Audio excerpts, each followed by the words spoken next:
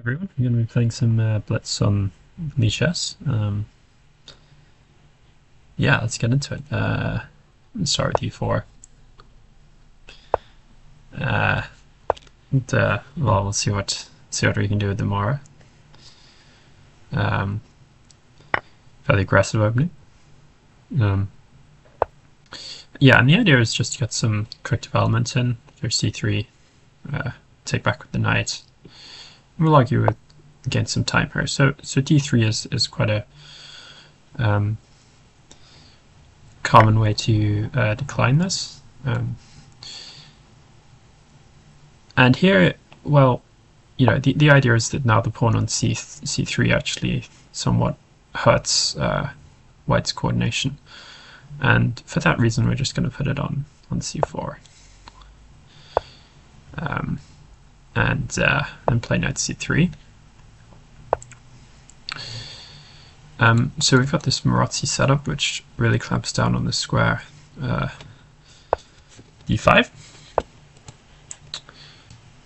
And actually, white is a little bit better here. Queen d2 actually, I now remember, is not quite the right way to play this. You're supposed to put the queen on e2, I think, and the rook on d1. But it shouldn't make that much of a difference. You can play h3 here just to stop the knight coming into g4, harassing the bishop. This also cuts out bishop g4, which can be an idea if you play knight f3.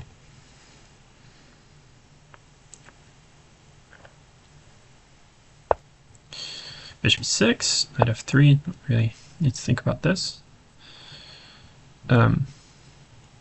Maybe knight g5 can be an idea, but sometimes, not always the best idea to take this bishop in that way. It does give back some counterplay as well. Castles, I would assume now. Yeah, it's not really ready for b5 yet.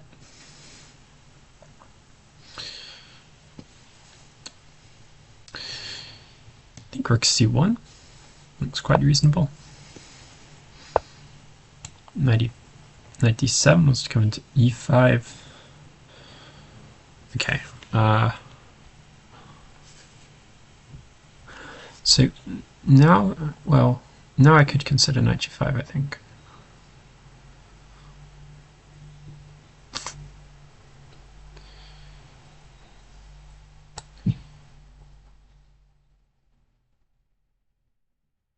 I quite like this, I think. You try and get f4, f5 in. In general, the way you want to play this is fairly, is in a fairly uncompromising way. Don't exchange a lot of pieces.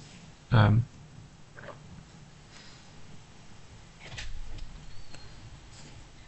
think I'm just going to play f4 here. And not really so worried about this bishop. You could play knight b4, but then probably queen e2 looks okay. With rook c8 there? Maybe knight d5. Okay, now f5 though. It starts to get quite interesting. Knight e5. Oh, I missed that.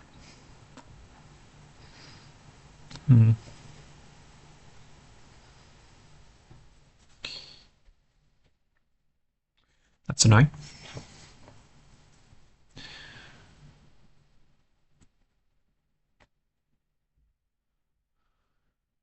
Oh well.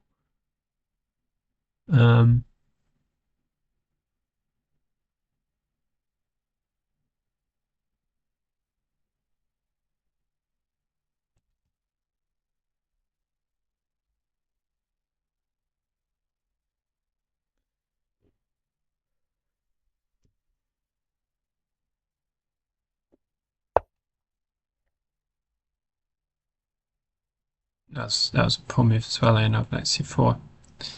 Yeah, not a good game to start off with.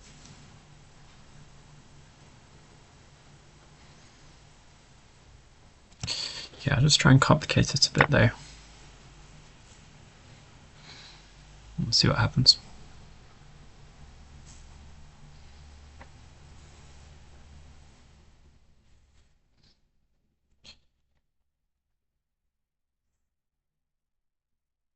Just want to try and give him something to think about here. Yeah, yeah, okay. Now, let's say I take this one. Okay, that's interesting. So now knight e6. I feel like I might be getting some play here. If queen d7, I have knight f8. And I hit the queen, so I've got time to take back the bishop on f1. Otherwise it would have to be queen a5.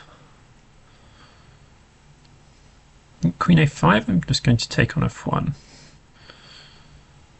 Then rook f7. Yeah, that's what I expected. So now I'm temporarily up a pawn, but he can take on f7.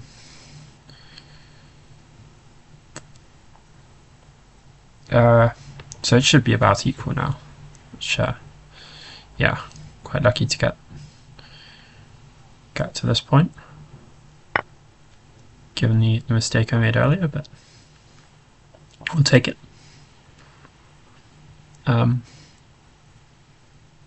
Yeah, I think I'm going to exchange rooks and play queen d5, although my knight kind of likes that square as well.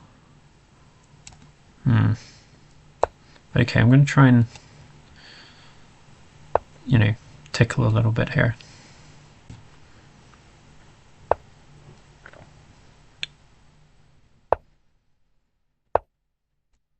h6, I can target that. Maybe knight f4 now. Try to get round. Yeah, that's good. I'm hitting e6. Don't have knight g6. Can take this though, I think. Let's see, why not? Okay, not much time left now. Oh, I have this move, I think. Yes.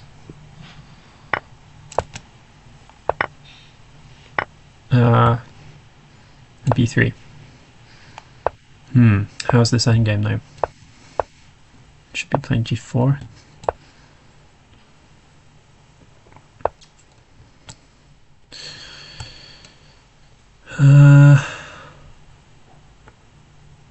Okay.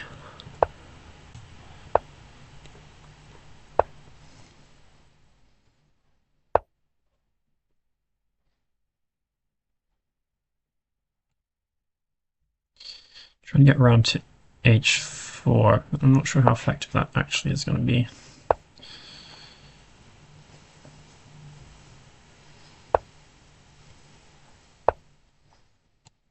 King g6 now. Okay, we'll try g4. Try and take back with the king. Not sure.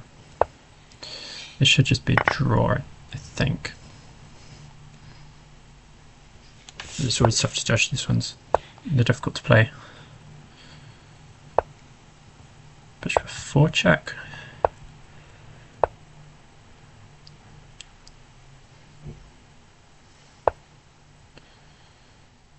Yeah. I don't think I can get any further than this, annoyingly.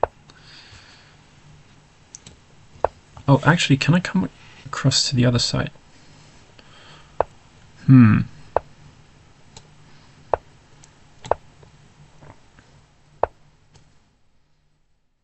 Now king c5. I'm winning. Phew. Yeah, that was a close one.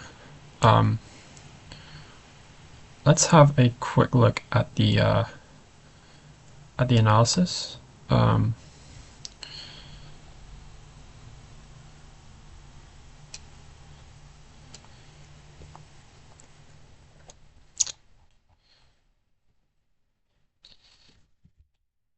Yeah, so I thought in the opening I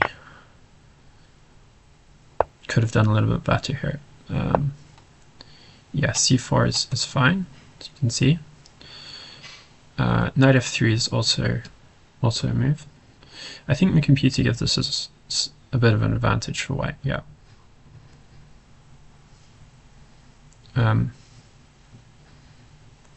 It likes the extra space.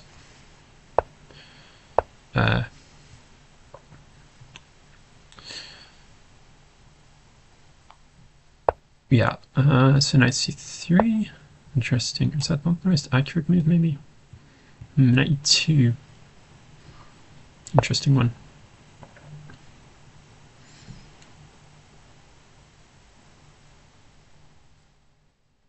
Sort of stays out of the way of the f pawn.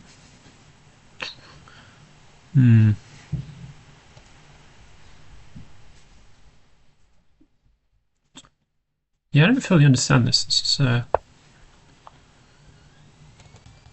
don't usually see this move played in this particular variation. So there must be some kind of point here.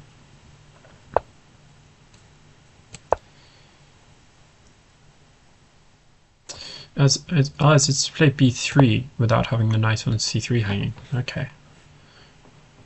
Well, that makes some sense. But then also I'm seeing that f3 and bishop e3 are fine here. So yeah, interesting one to investigate. But this particular move order allows him to take, and that's maybe okay. A little unnatural to give up this bishop, but computers have shown you can do this in a lot more positions than we previously thought.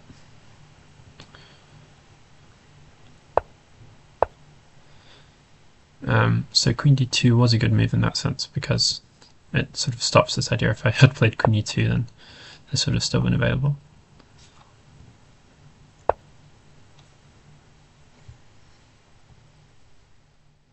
Yeah.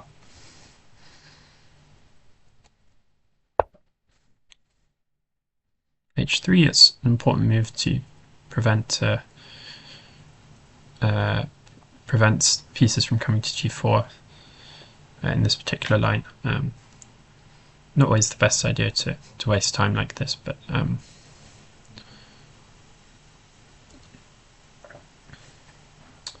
here it's perfectly fine.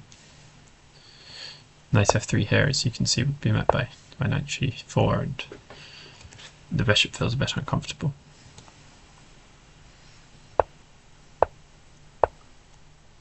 So yeah, in general, actually, knight g2 is something I should consider a bit more. It's a good lesson in these particular lines. This is a good setup.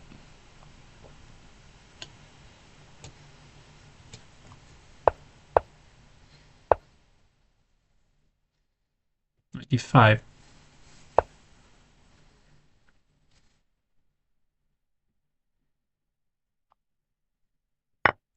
Otherwise, you're a bit worried about how this is going to turn out, but here you can. But here the knight e5 not really a good idea, because it takes, and this is pleasant for white because the dark squared bishop has been shut in, and white's bishops white's two bishops are better than black's bishop and knight. So let's just sort of run through this bit and see where it all started to go. Yes. So here this was not a very good idea.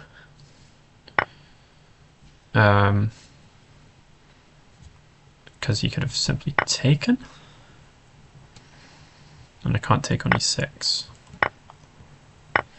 he takes on f1 in the end. If the rook wasn't there, then you could consider playing this because the knight would be sort of trapped. And I think white would emerge with an extra piece, but this changes the complexion. So now I'm better again, but I immediately threw it away by playing f5, which is a terrible move, missing knight e5 or even knight b4, both of which win the c4 pawn.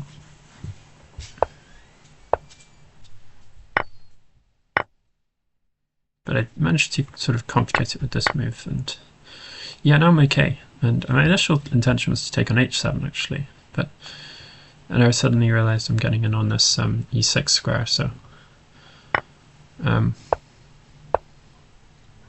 and in fact even better was to take on f1 first, just leaving this e6 threat hanging in the air, holding onto the f7 pawn, and with a simple idea to play queen d1, queen h5, it's really hard for black to prevent this.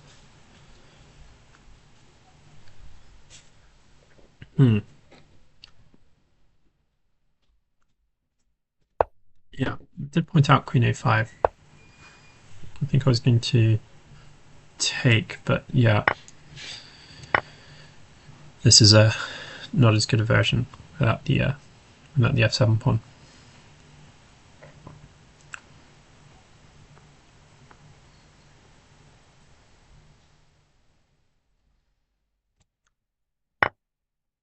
But yeah, queen d7 allows me to take with a hit on the queen, and yeah, and okay, it's a little bit better, but I tried to be a bit too active here to give me this pawn, and this should be a winning endgame. I wasn't sure. Usually it does tend to be winning in this kind of scenario, with the on both sides of the board, because you can tie the king down.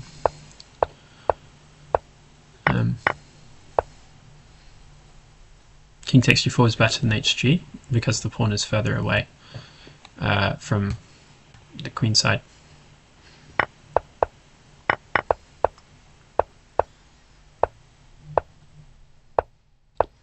Yeah, and eventually I've managed to find the right plan of bringing king back over and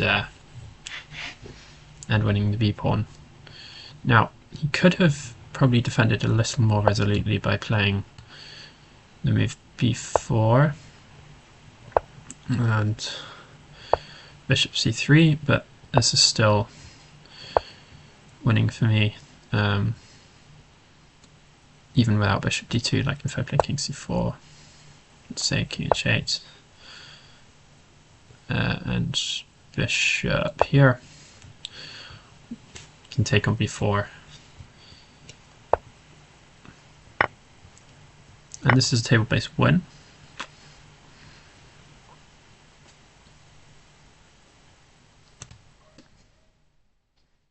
Yeah, you can't know that, but the king is a long way away.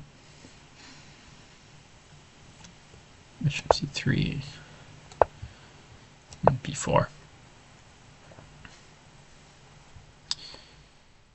Say bishop f4, b5, f7, b6, king 6, b7,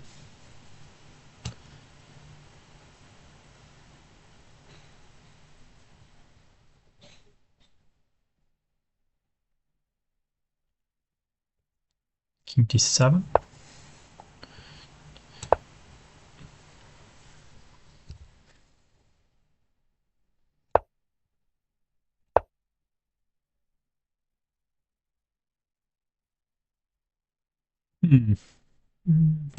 I just want to see how this is won.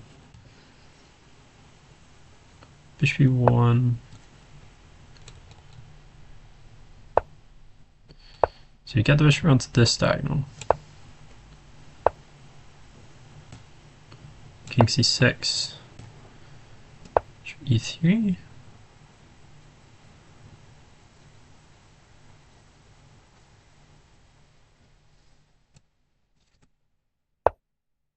King a7.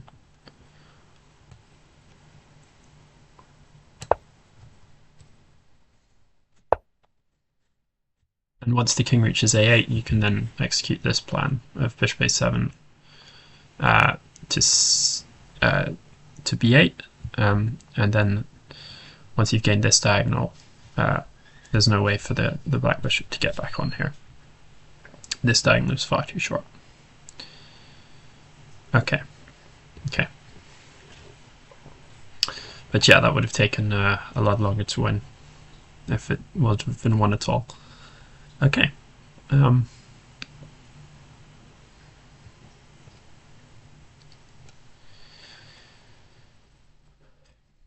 Okay, let's go for another one.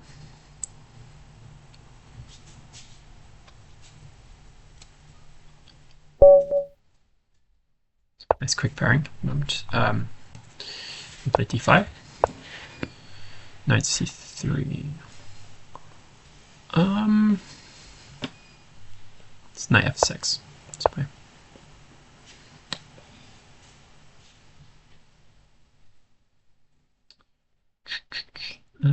Just trying to figure out. Okay, I'm going to play a6 and c5.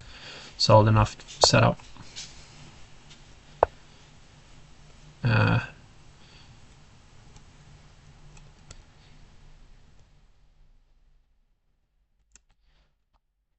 I'm a bit indecisive here, which is not good in blitz. Let's take on d4.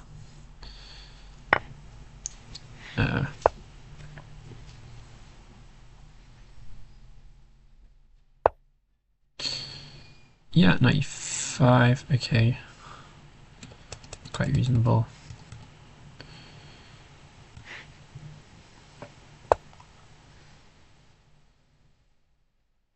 You want some kind of g4 thing? I don't know. Bishop e2, okay. Bishop d6 maybe?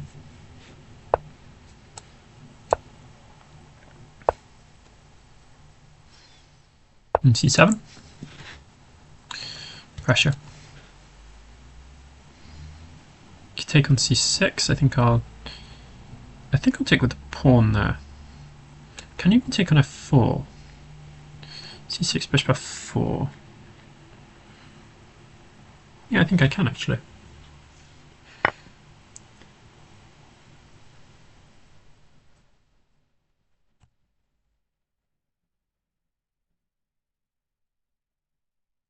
Yeah, we'll do this. Knight b4.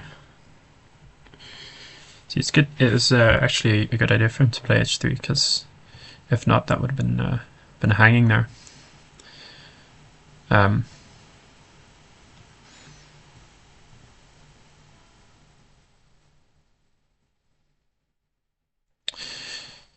Right, what's the plan here, though, Isaac? I think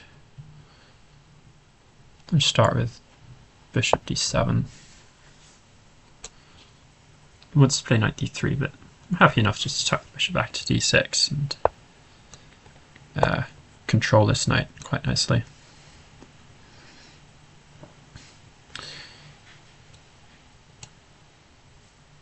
In general, I think I should be playing on the queen side here.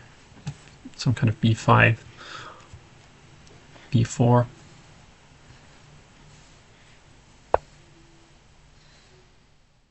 Yeah, I'm not really sure what that does, to be perfectly honest. You can continue with b5 and wait to see what his plan is.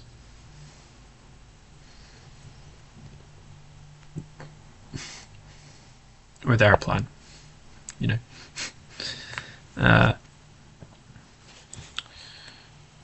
I think maybe rook b8, so I'm just a little paranoid about the rook being in line with the bishop. You can put the other rook on c8. Queen c4 can be an idea here as well, to attack the d4 pawn.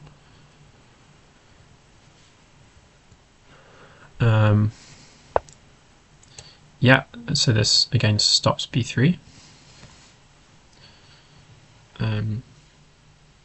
which is not a good idea anyway, but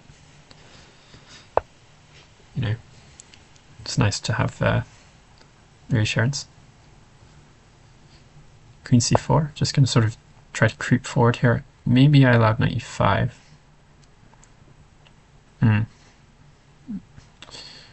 Yeah, that was not the best decision. I think if knight e5, I'm just going to go back, to be honest.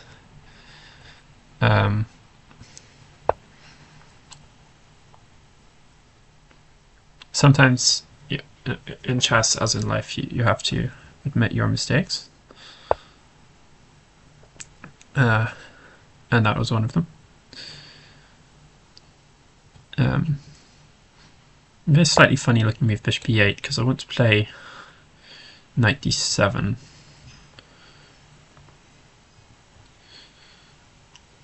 Also, I don't really want him to always have this option to take on d7.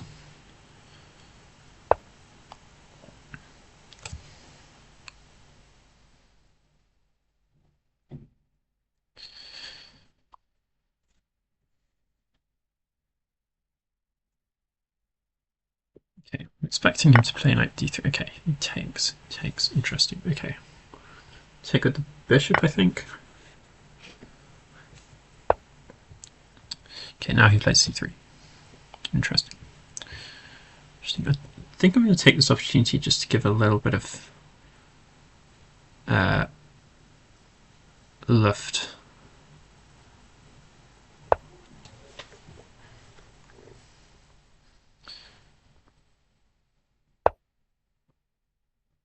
Okay.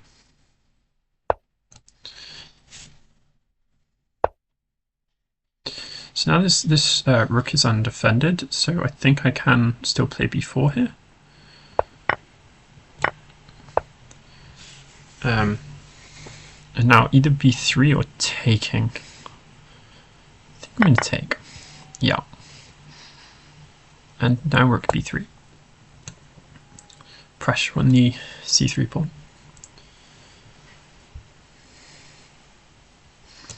Knight b4, of course, is not possible because of bishop b4, exploiting a double pin.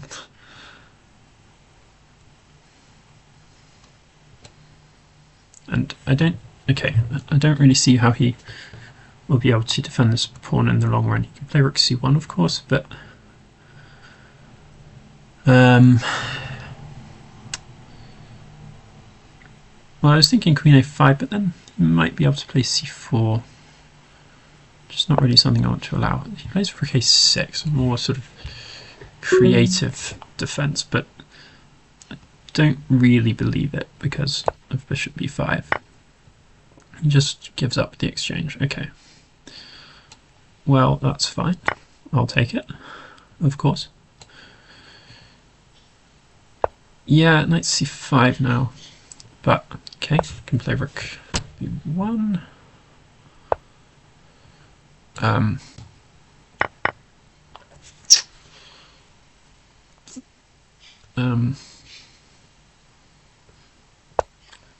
Now it's just a case of not blundering anything.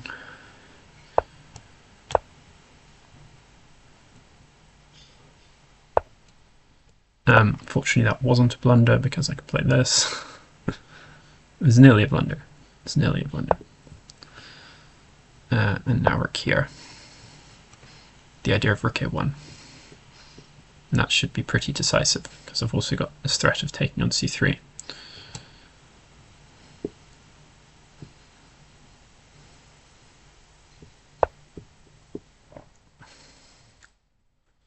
Just going to take that, I think. King e7, d7, queen f5, that should be good enough.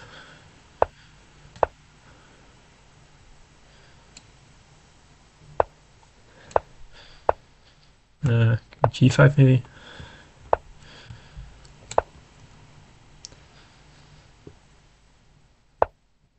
Now what am I doing? Now here though, this should be good.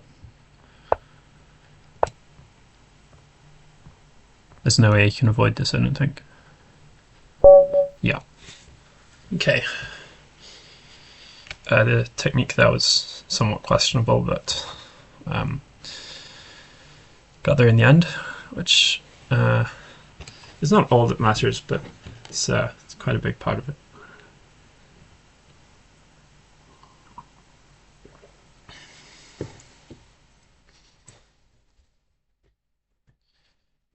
Yeah, let's have another look.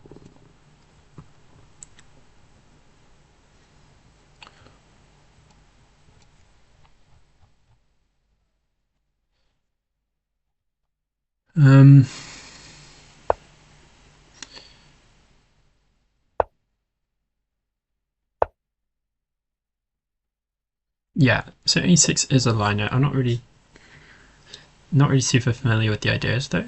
So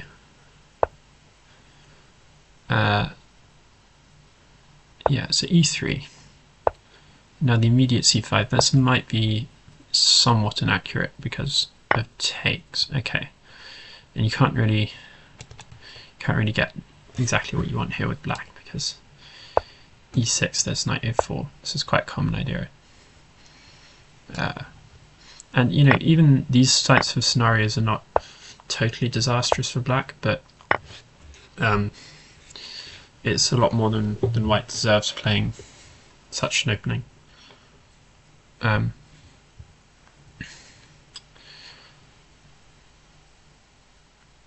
Yeah.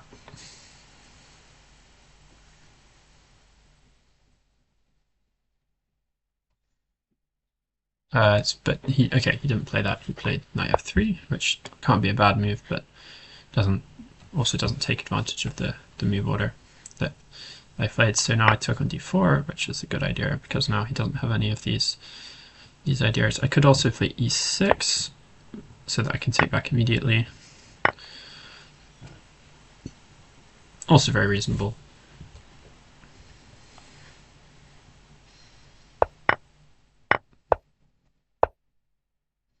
Knight e5, yeah. Yeah, and I was vaguely remembering someone talking to me about these g4 ideas. Yeah, and it's particularly dangerous here. So it's something to be aware of. Like, you can't always get away with putting the bishop here.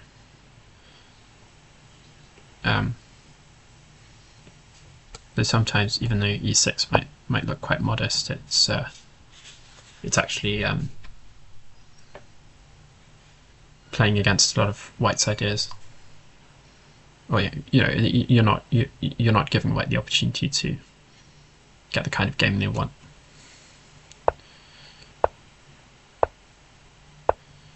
So yeah, this is all fairly reasonable. Yeah, so he should have taken first and not allowed queen c7. And this is better for me because the dark squared bishop's a great piece. I could have flicked in bishop h2, but doesn't make a huge difference.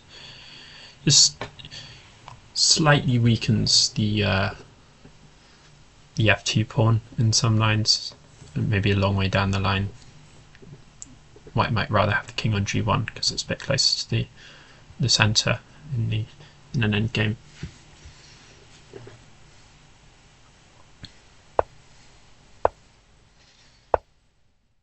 So yeah, I think this was broadly speaking the right plan. To not to try and force anything too quickly, but to sort of slowly creep up on the queen side. Yeah, queen c4 is a bad move because it allowed knight e5. Should have simply played a5, and then b4 next with an edge, shall we say?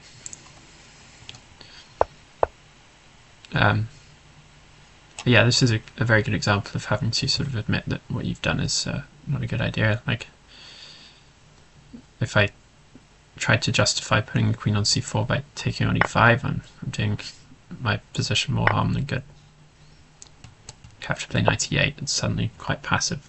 Still okay because, you know, the white rooks are very badly placed and so on, but suddenly my piece is just, you know, this knight is controlled by the e5 pawn. The bishop is not coming to life very soon.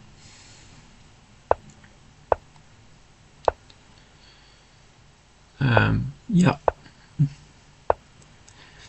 I could have taken here. I suppose that's because after takes knight d7 I'm winning the pawn by force. And obviously that's a better version.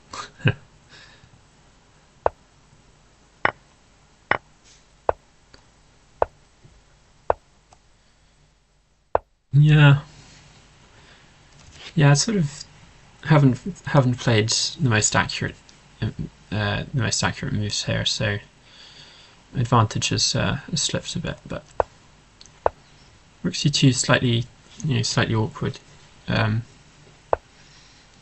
because the rook's undefended, and now I get to play b4, and now I'm a lot better.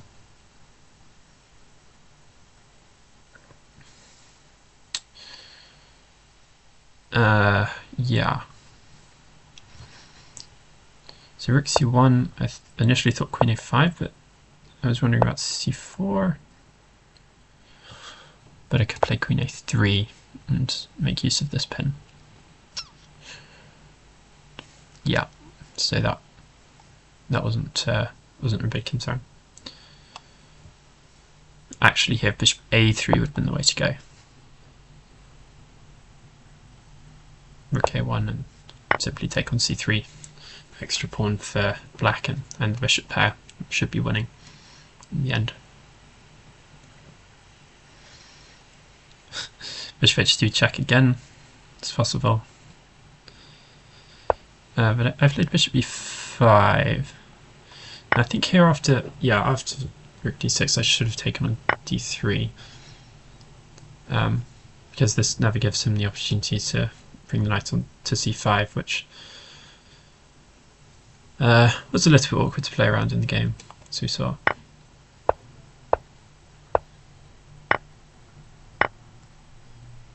I could have played e5. Don't like that so much because it kind of weakens the light squares. It's got this light squared bishop, which would then have a sort of purpose in life, whereas right now it simply doesn't.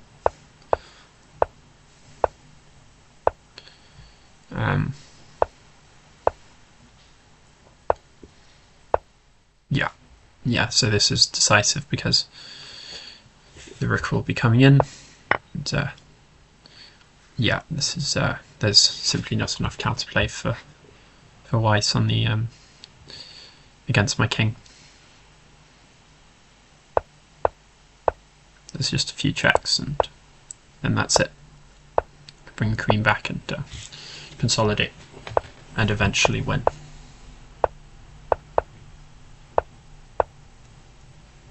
Okay, thank you very much for watching. I hope you enjoyed these two blitz games with some questionable explanations and even more questionable play, but I hope to see you again soon, and bye.